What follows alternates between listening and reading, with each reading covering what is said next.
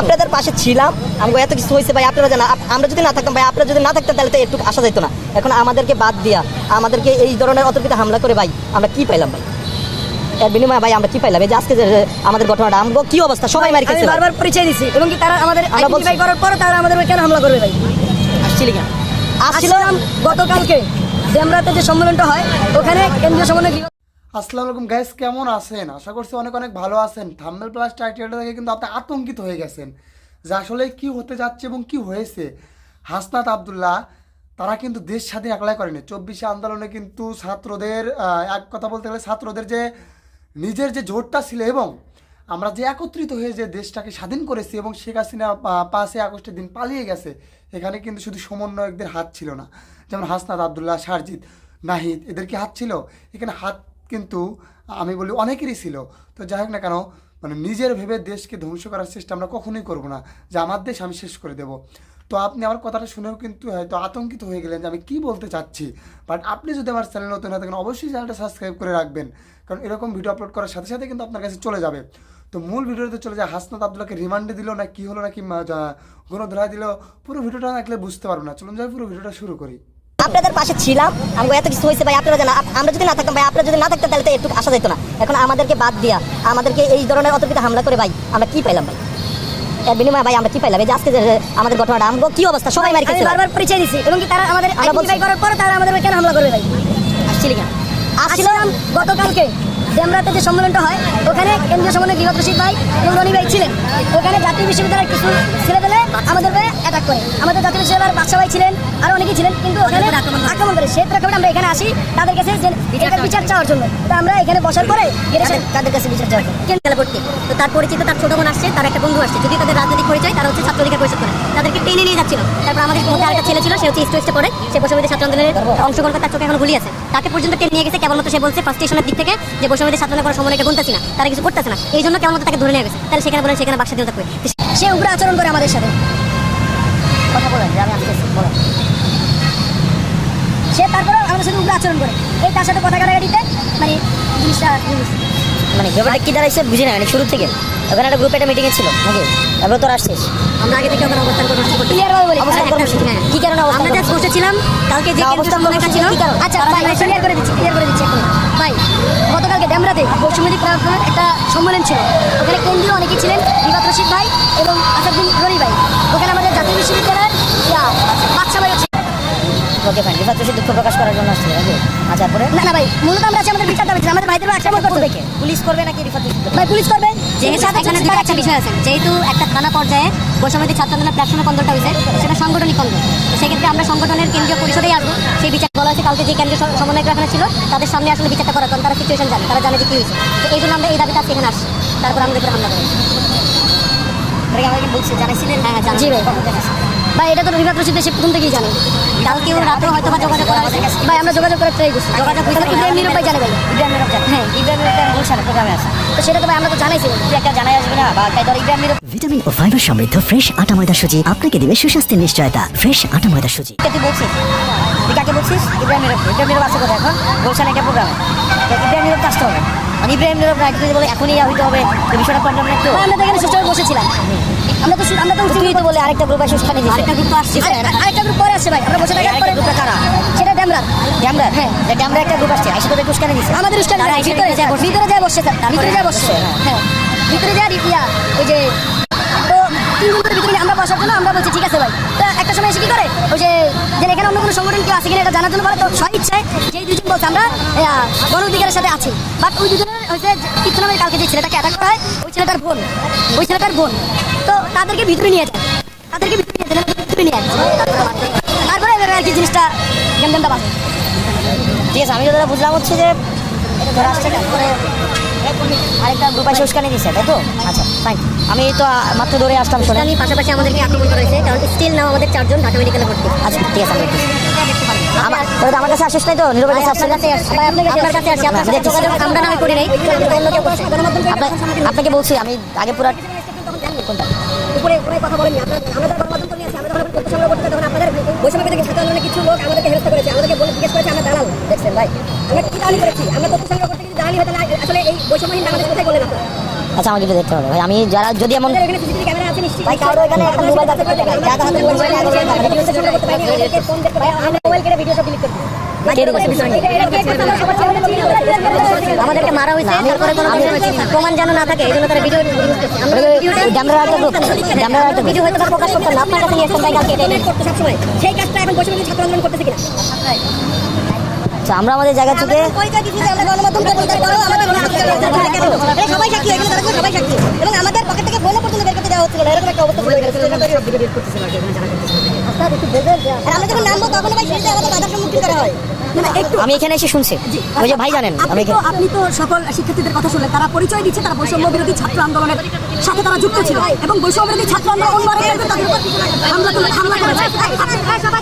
আপনি তো শুনলেন, তো এই বিষয়টা আসলে আপনি তাদেরকে আসলে কি বলবেন? আমি আগে দেখবো, জানবো আরো, একটু যদি এক লাইন বলে দিন। এটা আমি দেখবো আরো জানবো। এখনো ক্লিয়ার করতে পারছেন আপনি কি? না আমি তো ওরাই তো বললো যে দুইটা গ্রুপ, একটা আমরা একটা গ্রুপ উস্কানে দিচ্ছে, ওরা আসছে। তো আমি আগে একটু দেখবো। দুই গ্রুপের কথা শোনার পর একটা স্টেটমেন্ট দিবেন, হ্যাঁ, আমি একটা তারপরে বুঝতে হবে না। সেটা কখন নাগাদ হতে পারে যদি একটু আমি আমাদের আমি একটু আগে দেখি, আমি পুরো পরিস্থিতিটা আমি মাত্র আপনি তো দেখছেন, আমি মাত্র আসছি, দৌড়ে আসলাম, আসার পর এখন আমার পুরো পরিস্থিতিটা একটু বুঝতে হবে।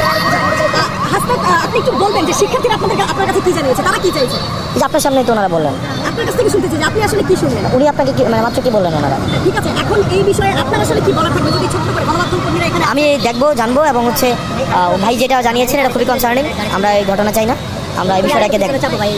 আরেকটা বিষয়, হাসনাত, নতুন বাংলাদেশ বলা হচ্ছে, নতুন বাংলাদেশে গণমাধ্যমগুলো নতুন রূপে কাজ করছে এবং পুরোপুরি দেশের জন্য কাজ করছে, নতুন করে তাদেরকে কাজ করার সুযোগ দেওয়া হচ্ছে কিনা, আর যদি কেউ বাধা দেয় তাতে সেই ক্ষেত্রে আপনাদের পক্ষ থেকে কি বলা থাকবে? গণমাধ্যমের পূর্ণাঙ্গ স্বাধীনতা নিশ্চিত করার জন্য এই আন্দোলন হয়েছে এবং সেটা অব্যাহত থাকবে। এখনো দেখা যায় যে জুলাই আন্দোলনে কারো ভূমিকার কারণে দেখা যায় বর্তমানে তারা পুরোপুরি দেশের হয়ে কাজ করছে এবং অসংখ্য গণমাধ্যম কর্মী সেসব পত্রিকাগুলোতে, টেলিভিশনগুলোতে কাজ করছে এবং তাদের উপরে অনেক কথাবার্তা আসছে, যারা আসলে বলছে যে এই ধরনের কথাগুলো না, তাদেরকে বক্তব্য দেওয়া যাবে না, তাদেরকে সাক্ষাৎকার দেওয়া যাবে না। তাহলে কি গণমাধ্যম আসলে পরিবর্তন হতে পারবে?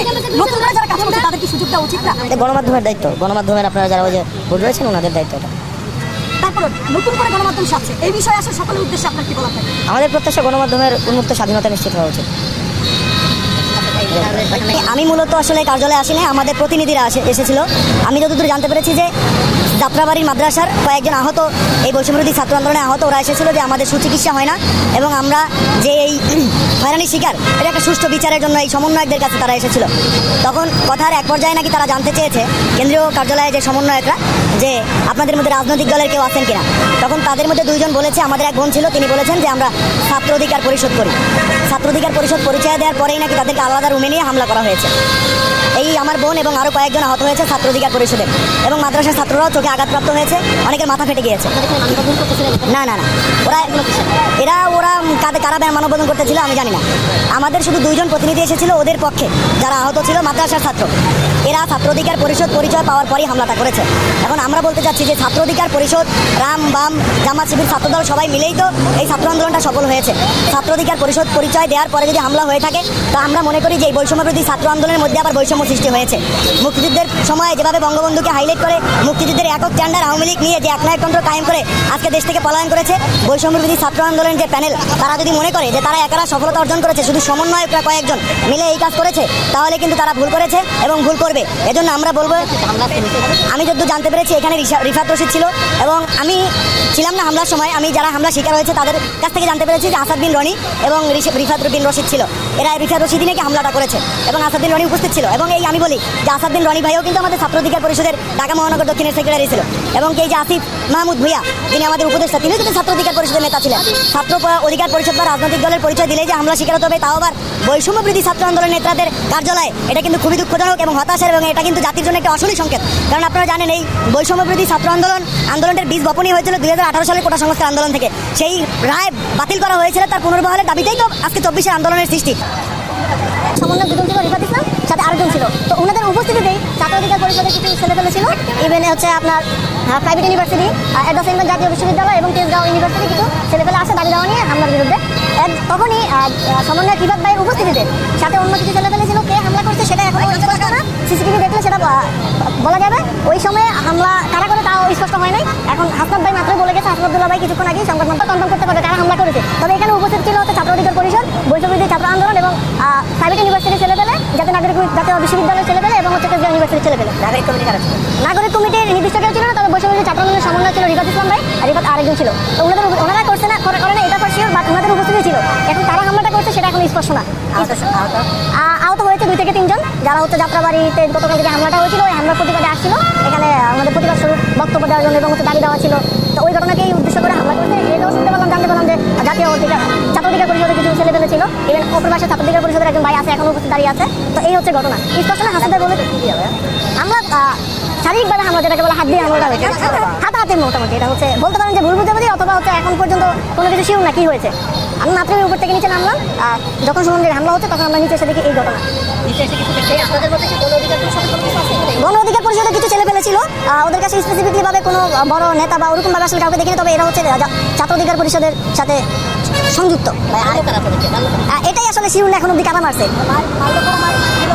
মার খেয়েছে যারা যাত্রাবাড়ি থেকে সবাই বসে ছাত্র আন্দোলনের দাবি দাবা নিয়ে আসছে। প্রাইভেট ইউনিভার্সিটি কিছু ছেলে পেলেছিল, আর ছিল হচ্ছে আপনার জাতীয় বিশ্ববিদ্যালয়, আর হচ্ছে আপনার তেজগাঁও ইউনিভার্সিটি। তো সবাই আসলে নিজেদের মধ্যেই হয়তো বা কোথাও ভুল বুঝাবুঝি হয়েছে, মিসআন্ডারস্ট্যান্ডিং এর কারণে ঘটনা ঘটেছে। এখন অব্দি স্পষ্ট না কে মেরেছে বা কারা মার খেয়েছে।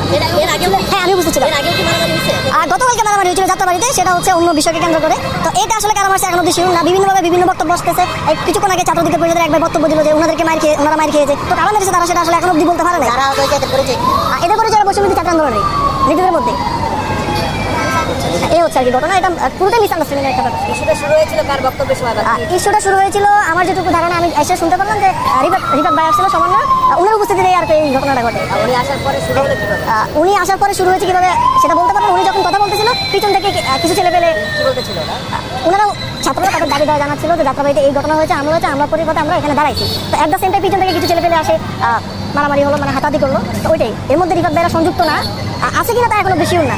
হাসনাত ভাই বলেছে সিসিটিভি দেখে ক্লিয়ার করবে ব্যাপারটা, সিসিটিভি দেখা যাবে। এটা হচ্ছে কিছুক্ষণ আগেই 30 মিনিট থেকে 12 আগে সময়। দুপুরে এখানে ঝামেলা হয়েছে কিনা সেটা আমি শিওর না, বাট আমাদের প্রোগ্রাম গুলশানে ছিল। গুলশানে এখন প্রোগ্রাম চলতেছে। তো আমি আসলে বেসিক্যালি গুলশান যাওয়ার উদ্দেশ্যে, গুলশান হচ্ছে আমাদের আজকে সলিমুল্লাহ স্যার এবং জাতীয় নাগরিক কমিটির মুখ্য সংগঠক শাহিদ আলম ভাই সহ ওনাদের আমাদের থানা প্রতিনিধি প্রোগ্রাম ছিল। ওই প্রোগ্রামের উদ্দেশ্যে সবাই যাবে, তখনই সমন্বয়টা বের হয়েছিল। রিফাত ইসলাম সহ এখানে কোনো প্রোগ্রাম ছিল না, এখানে আজকে কোনো করছি। পুরো ভিডিওটা দেখছেন এবং বুঝছেন যে হ্যাঁ আসলে কিন্তু হাসনাত আব্দুল্লাহকে অনেক জিজ্ঞাসাবাদ করা হলো যে আসলেই সে কিন্তু আন্দোলন একা করেনি, তার সাথে অনেকেই আন্দোলন করেছে। শুধু নিজের জোর, নিজেই একা একা জোর দেখালে কিন্তু হবে না। এটা বাংলাদেশ সবার সাথে মিলিত হয়ে আমাদের কাজ করতে হবে। বাট আপনি যদি আমার চ্যানেল নতুন না থাকেন অবশ্যই চ্যানেলটা সাবস্ক্রাইব করে দিয়ে যাবেন। সবাইকে ধন্যবাদ।